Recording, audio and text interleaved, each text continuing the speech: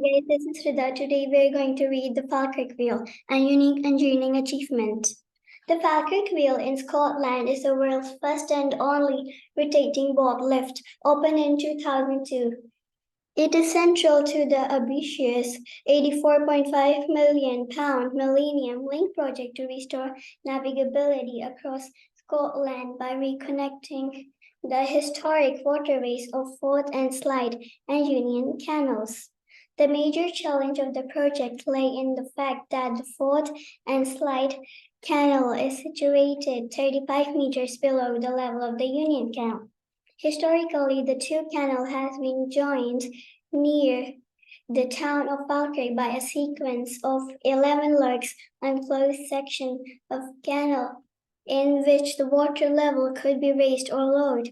The step down across a distance of 1.5 kilometers. This has been dismantled in 1933, thereby breaking the link when the project was launched in 1994. The British Waterways Authority were keen to create a dramatic 21st century landmark which would not only be a fitting commemoration of the millennium but also a lasting symbol of economic regeneration of the region. Numerous ideas were submitted for the project, including concepts ranging from rolling eggs to tippling tanks, from giant seesaws to overhead monorails. The eventual winner was a plan for the huge rotating steel boat lift, which was to become the Falkirk Wheel. The unique shape of the structure is claimed to have been inspired by various sources, both man-made and natural, most notably a Celtic double-headed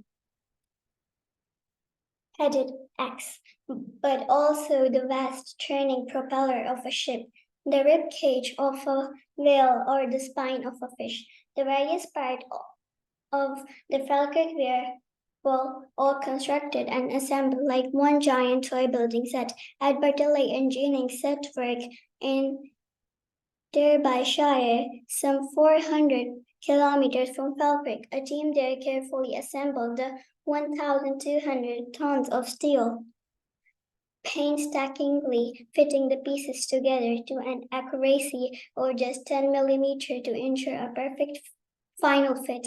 In the summer of 2001, the structure was dismantled and transported on 35 lorries of Falkirk before all being bolted back together again on the ground and finally lifted into positions in 5 large sections by crane. The wheel would need to withstand immense and constantly changing stresses as it rotated, so to make the structure more robust, the steel sections were bolted rather than welded together. Over 45,000 bolt holes were matched with their bolts, and each bolt was hang-tightened.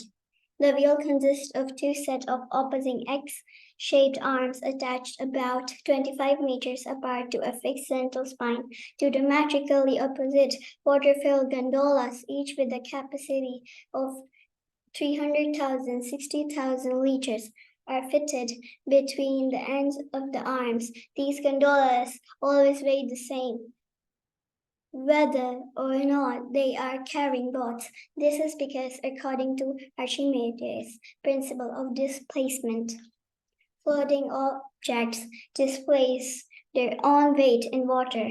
So, when a boat enters a gondola, the amount of water leaving the gondola weight exactly the same as the boat. This keeps the wheel balanced, and so despite its enormous mass, it rotates through 180% in 5.5 minutes while using very little power. It takes just 1.5 kilowatt hours, 5.4 mg of energy to rotate the wheel, roughly the same as boiling 8 small domestic kettles of water. Birds needed to be lifted up, enter the canal basin at the end of the Forth and Clyde Canal, and then enter the lower gondola of the wheel. Two hydraulic steel gates are raised so as to seal the gondola off from the water in the canal basin. The water between the gates is then pumped out. A hydraulic clamp, which prevents the arm of the wheel moving while the gondola is docked, is removed, allowing the wheel to turn. In the central machine room, an array of 10 hydraulic motors then begins to rotate the central axis. The axle connects to the outer arms of the wheel, which begins to rotate at a speed of 1/8 of a revolution per minute. As the wheel rotates, the gondolas are kept in the upright position by a simple gearing system. Two 8-meter wide cogs orbit a fixed inner cog of the same width, connecting by two smaller cogs traveling in the opposite direction to our outer cogs, so ensuring that the gondolas always remain level. When the gondola reaches the top, the boat passes straight onto the aqueduct, situated 24 meters above the canal basin. The remaining 11 meters of lift needed to reach the Union Canal is achieved by the means of the pair of locks.